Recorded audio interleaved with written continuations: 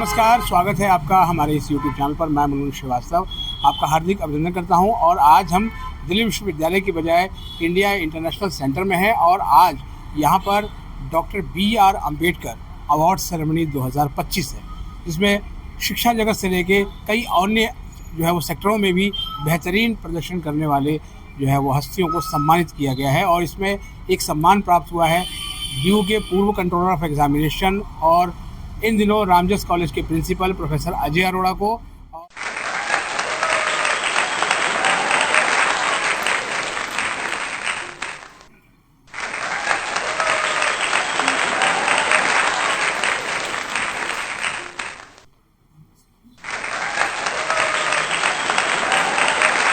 हमारे साथ अजय अरोड़ा जी हैं और उनसे बात करेंगे। सर, पहले तो आपको बहुत बहुत बधाई सर, जो है वो इस बहुत बहुत धन्यवाद मनोज जी आपका। और आपके माध्यम से मैं अपने सारे विद्यार्थी और अपने जितने भी मेरे सहकर्मी आज और पास में रहे उन सब का धन्यवाद कि उन सब के काम की पहचान के रूप में ये अवार्ड मुझे दिया जाए। तो सर, जो है वो इस अवार्ड के लिए जब आपको चुना गया था उस वक्त जो है वो कितनी खुशी हुई? देखिए, ये तो खुशी तो हर अवार्ड की होती है, लेकिन इस अवार्ड की खुशी इसलिए भी थोड़ी सी ज़्यादा थी कि ये award Bharat Ratna doctor B.R. Ambedkar ji के नाम का है। तो इसकी अपनी महत्वता है और इसकी अपनी स्थान मेरे लिए बहुत ऊंचा है, तो इसलिए इस अवार्ड के लेके मुझे बहुत ज़्यादा गर्व है। सर, दिल्ली विश्वविद्यालय में तो हम आपको अच्छे से जानते ही हैं और दर्शक देश भर के, पूरे विश्व भर के आपके बारे में कुछ जानना चाहेंगे? देखिए, मेरे बारे में क्या जानना चाहिए, मैं मूल रूप से एक शिक्षक हूँ और शिक्षा के कई जो डायमेंशंस हैं, कई तरह के काम मैं पिछले कुछ वर्षों से कर रहा हूँ। कभी मैं आज तीसरा महाविद्यालय जिसका मैं प्राचार्य हूँ, उससे पहले मैं केशव महाविद्यालय और देशबंधु कॉलेज का रहा और आज के दिन में मैं रामजस कॉलेज का प्रिंसिपल हूँ। और रामजस कॉलेज एक ऐसा कॉलेज है दिल्ली विश्वविद्यालय का जो कि दिल्ली विश्वविद्यालय से पुराना है और इसकी गवर्निंग बॉडी में B.R. अम्बेडकर जी उसके मेंबर रहे। तो ये अपने आप में लिए रामजस कॉलेज के लिए बहुत गर्व की बात है कि B.R. अम्बेडकर जी के नाम का अवार्ड वहाँ पे कार्यरत एक शिक्षक और एक प्राचार्य को मिला। तो ये सब रामजस वालों के लिए बहुत गर्व की विषय है। उसके अलावा मुझे दिल्ली विश्वविद्यालय में कुछ वक्त एग्जामिनेशन में भी काम करने का मौका मिला। तो हर वक्त ही मैं कभी शिक्षा में और शिक्षा के साथ में जितने भी कार्य रूप में जुड़े हुए चीज़ें मैं उनके साथ में जुड़ा रहा और हर वक्त और हर समय मेरे को कुछ ना कुछ सीखने का मौका मिला। चाहे वो एग्ज़ाम था, चाहे वो कभी कंप्यूटर पढ़ाना था, कभी इलेक्ट्रॉनिक्स पढ़ाना था, कभी किसी महाविद्यालय का शिक्षक या किसी महाविद्यालय का प्राचार्य, सबने मुझे कुछ ना कुछ सिखाया। और मेरे साथ में जो मेरे विद्यार्थी और मेरे सहकर्मी रहे, ये सब उनका सहयोग, उनकी शुभकामनाएं हैं कि आज मैं इस स्थान पे हूँ। और जो इस कमेटी है, उस कमेटी ने मेरे को इसके उपयुक्त पाया, मैं उनका भी धन्यवाद करता हूँ। इससे और भी सर, जब बतौर जो है वो एग्ज़ाम ब्रांच में आप काम कर रहे हैं कंट्रोल ऑफ एग्जामिनेशन के तौर पर, क्योंकि हमने देखा कि एजुकेशन एंड एडमिनिस्ट्रेशन कैटेगरी में आपको ये अवार्ड मिला है, तो क्या आपको ऐसा लगता है कि जो एग्ज़ाम्स में आपने रिफॉर्म्स किए तो DU को उसका बहुत फ़ायदा होता है, वो दिख रहा है? देखिए, एग्ज़ाम में मैंने कोई रिफॉर्म नहीं किए। हाँ, मेरे वक्त में कुछ रिफॉर्म हुए। ये हमेशा कोई भी काम अकेला नहीं होता, ये हमेशा फौज लड़ती है और उसके आगे जो सेनापति होते हैं, नाम शायद उनका हो जाता है या राजा का नाम हो जाता है, लेकिन ये सबके जॉइंट एफर्ट्स हैं। दिल्ली विश्वविद्यालय में हमने डिग्री जो शुरू की, उसमें हमने पिता और माता दोनों का नाम दिया, फ़ोटो हमने डाली, उसमें ऐसे फीचर डाले जिसको डुप्लीकेट करना इम्पॉसिबल है। और उसके अलावा बहुत वर्षों के बाद में हमने दिल्ली विश्वविद्यालय में फ़िज़िकल रूप से भी एक मार्कशीट देने की करी और रिज़ल्ट SOL के हमने बहुत जल्दी निकाले। तो ये सबका संयुक्त प्रयास रहता है और सबकी वो रहती है और ये किसी व्यक्ति विशेष का नहीं होता। दिल्ली विश्वविद्यालय ने पिछले कुछ वर्षों में, चाहे वो एजुकेशन हो चाहे रिसर्च हो, सब में बहुत अच्छा काम किया, जो कि उसका क्रेडिट सब जुड़े हुए लोग हैं, स्पेशली हमारे ऑनरेबल वाइस चांसलर के जो डायरेक्शंस हैं या उनकी सोच है, उसके अनुरूप दिल्ली विश्वविद्यालय और उनके अंतर्गत सारे महाविद्यालय बहुत अच्छा काम कर रहे हैं। और पर्टिकुलरली जो अभी NEP में जो दिल्ली विश्वविद्यालय काफ़ी आगे चल रहा है, तो मुझे लगता है कि दिल्ली विश्वविद्यालय और दिल्ली विश्वविद्यालय से जुड़े हुए विद्यार्थी, शिक्षक, कर्मचारी, सबका भविष्य बहुत अच्छा होगा, इसकी मेरी सोच है और ऐसी मेरी सर कोविड के बाद जो है वो और साथ में कोविड के दौर में एग्ज़ाम कराना बहुत मुश्किल काम था, और ये इस चुनौती को आपने बड़े उससे पूरा किया था, इसकी सराहना की जाती है। आपको लगता है सर कुछ और नई चीज़ें करने की ज़रूरत है? देखिए, कोई भी चीज़ को कभी रुकना नहीं चाहिए। कुछ किया, उसमें कोई कमियां रही हैं, उसको आगे बढ़ाया जाए, और आने वाले वक्त में डिजिटल प्लेटफॉर्म बहुत बढ़ रहा है, तो उस तरह की चीज़ें पढ़ाने में, एडमिनिस्ट्रेशन में आनी चाहिए, जो आ रही हैं, और भी टाइम में मुझे लगता है कि इस तरह की चीज़ें आएंगी।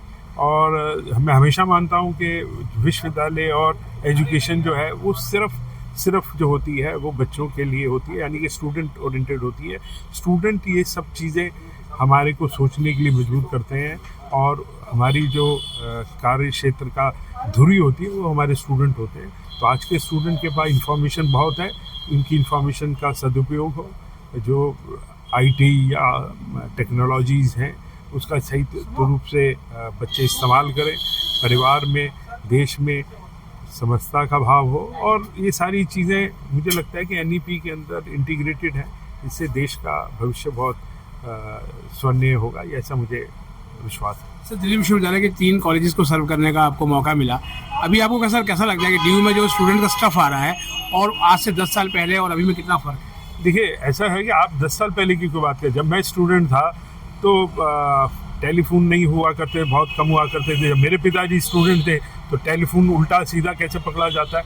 देखिए, किसी भी चीज़ को कंपेयर करना अब थोड़ा सा मुझे हमेशा अजीब लगता है। मेरे वक्त में मोबाइल नहीं था, आज के दिन में मोबाइल है, बच्चों के पास इंफॉर्मेशन है। तो आपको मीडिया और मीडियम और एनवायरनमेंट, ये सारी चीज़ें बहुत इंपॉर्टेंट होती हैं, इसलिए किसी चीज़ को कंपेयर नहीं करना पड़ेगा। आज मेरी सोच बहुत क्लियर है कि आजकल की स्टूडेंट की जो रिक्वायरमेंट है, हमें आज के हिसाब से देखना है। आने वाले 5 साल में वो और बढ़ जाएगी, तो हमें उस हिसाब से सोचना पड़ेगा। मैं हमेशा ये कहूँ जी कि अब जब मैं लेट 80s में, मिड 80s में स्टूडेंट था, तो उस तरह की कंप्यूटर नहीं होते थे। आजकल तो कंप्यूटर से ज़्यादा फास्ट तो बच्चों के पास फ़ोन अवेलेबल है। सो किसी को कंपेयर करना नहीं जाता। पॉल्यूशन है, उसमें पॉल्यूशन नहीं था, ठीक है।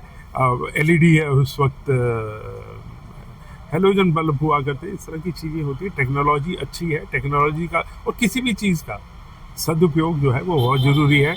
एटम से एटम बम भी बनता है, न्यूक्लियर एनर्जी से आप पीस के लिए भी यूज़ कर सकते हैं, और आप वार के लिए भी यूज़ कर सकते हैं। तो हर वक्त हर चीज़ का सही उपयोग, टेक्नोलॉजी का या रिसोर्सेज का, वो बहुत ज़रूरी है। और बच्चों को हम सिर्फ यही बता सकते हैं, बाकी इन्फॉर्मेशन आज के दिन में बहुत अवेलेबल है, लेकिन वो इन्फॉर्मेशन ठीक ढंग से दी जाए, ये सबसे ज़्यादा इम्पोर्टेंट है। सर NEP और CUT लगभग एक साथ ही जो है वो आए, क्या लगता है सर इससे जो है विश्वविद्यालय में एडमिशन का स्तर जो है वो गिरा है या उच्च हुआ है? देखिए, मैं इसमें बहुत क्लियर हूँ कि अगर मेरी गाड़ी का टायर पंचर हो गया तो इसमें गाड़ी का तो कोई नुक्स नहीं है। हो सकता है कि मेरे कार के आगे एक कील आ गई। मुझे अच्छी तरह याद है कि जब लेट 90s में, और अगर मुझे अच्छी तरह याद हो तो 97 की बात है, तब मुरली मनोहर जोशी जी एजुकेशन मिनिस्टर हुआ करते थे, तब MHRD कहा जाता था। तो मुझे एक बार किसी सज्जन के साथ उनके यहाँ से मिलने का मौका मिला, तो उन्होंने तब ये कहा कि हम ये चाह रहे हैं कि इतने इंजीनियरिंग और मेडिकल के एंट्रेंस एग्ज़ाम होते हैं, तो एक कॉमन एग्ज़ाम हो ताकि बच्चों को पैसा कम लगे और आने वाले टाइम में उनकी और वो जाके मुझे लगता है कि 13-14 साल लगे, और आज के दिन में JEE या NEET या इस तरह के एग्ज़ाम वेल इस्टेब्लिश हो गए। CUET को आए अभी 3-4 साल हुए हैं। मुझे लगता है कि तो थोड़ी सी कमियां हैं, वो ठीक हो जाएंगी अगर हैं। और मेरी अपनी समझ ये है कि कॉमन कोई चीज़ होने में वो सबको एक समान रूप से आप एडवांटेज देते हैं। कल को ये कोई नहीं कह सकता कि जी इस बोर्ड में मार्क्स कम आते हैं, किस बोर्ड में मार्क्स ज़्यादा आते हैं। मेरे को वो भी वक्त याद है कि जब दिल्ली में एक दिल्ली बोर्ड भी हुआ करता था और एक सेंट्रल बोर्ड भी हुआ करता था, और तो जो बच्चे सरकारी स्कूलों में होते थे वो दिल्ली बोर्ड के स्टूडेंट कहलाते थे और उनके नंबर थोड़े से कम आते थे। उसके बाद में वो बोर्ड ख़त्म होके दिल्ली में जितने भी नॉर्मली स्कूल थे, सरकारी स्कूल और जितने प्राइवेट स्कूल थे, उस स्कूलों को छोड़ दे तो सब CBSE में आ गए, तो वो कॉमन हो गया। तो वो जो डिस्पैरिटी थी वो ख़त्म हो गई। और मुझे लगता है CUET की it is a step forward for having a uniformity across the country. और जो मुझे लगता है, मेरी सोच ये है कि ये अपने आप में बहुत अच्छा स्टेप है। जैसे कि इंजीनियरिंग और मेडिकल के लिए कॉमन टेस्ट है, और वही टेस्ट इसी तरह से CUET का, चाहे वो PG में हो चाहे UG में हो। और अब आप देखिए PhD वो भी एक कॉमन टेस्ट है। तो अब कल हम ये नहीं कह सकते कि किसी यूनिवर्सिटी ने कोई बच्चा ऐसा एडमिट कर लिया जो शायद दूसरी यूनिवर्सिटी में एडमिट ही नहीं हो सकता था। ये अलग बात है कि एक बच्चे ने यूनिवर्सिटी A में लिया, यूनिवर्सिटी B में लिया, लेकिन सबने एक एग्ज़ाम जो नेशनल लेवल पे हुआ वो सबने वो क्लियर किया। मुझे लगता है कि कुछ जब भी कोई नया सिस्टम आता है तो फिजिक्स का पहला ला है कि उसको हम अपोज करते हैं, जैसी भी चीज़ है उसको अपोज करते हैं, लेकिन धीरे धीरे वो सिस्टम में एब्जॉर्ब हो जाती है और वो सिस्टम के लिए बेटर है। मेरी सोच बहुत क्लियर है कि कॉमन कोई भी चीज़ होना ये सिस्टम के लिए अच्छा होता है। लेकिन सर ये भी कुछ लोग कह रहे हैं कि जैसे बोर्ड के जो पढ़ाई है वो इससे थोड़ी सी प्रभावित हो रही है। ऐसा नहीं है। ऐसा देखिए कि अगर हमारा एंट्रेंस एग्ज़ाम हमारे बोर्ड के सिलेबस से के अनुरूप होगा, अब फ़र्क ये हो सकता है कि कुछ जगह पे बोर्ड के जो सिलेबस हैं वो अलग हो, तो इसलिए वो उस सिलेबस की नज़र से या चश्मे से हमारे CUET के एग्ज़ाम को देखते हो। अगर एक यूनिफॉर्मिटी होगी तो मुझे लगता है, और जो कि NEP की डिमांड भी है, आप एक सिस्टम से दूसरे सिस्टम में जा सकते हैं, आप एक जगह से क्रेडिट अर्न करके दूसरी जगह से क्रेडिट अर्न कर सकते हैं। तो ये बच्चे के लिए जो NEP में एडवांटेजेस हैं, मैं मान सकता हूँ कि कुछ लोगों की ये सोच है कि CUET में कुछ कमियां हैं, लेकिन मुझे लगता है कि अभी आने वाले कुछ वर्षों में CUET का एग्ज़ाम बहुत स्टेबल हो जाएगा, और ये जो थोड़ी सी प्रॉब्लम्स हैं वो आने वाले वक्त में अगर हैं, मुझे तो लगती नहीं है, लेकिन हाँ कुछ लोगों को लगता है, वो मुझे लगता है कि आने वाले वक्त में वो ख़त्म हो जाएंगी। बहुत बहुत धन्यवाद सर, और एक बार फिर से आपको जो है वो बहुत बहुत मुबारकबाद। मैं ये अवार्ड अपने हर स्टूडेंट और अपने को वर्कर को डेडिकेट करता हूँ। धन्यवाद। तो आपने सुना प्रोफेसर अजय अरोड़ा को, और आज उनको यहाँ सम्मानित किया गया है, और हम अपने चैनल की ओर से भी उनको शुभकामनाएं देते हैं। और अगर हमारे चैनल पर नए हैं, चैनल को सब्सक्राइब कर लें और इसे अपने दोस्तों के बीच शेयर करें। मिलते हैं एक और एपिसोड के साथ, तब तक के लिए नमस्कार।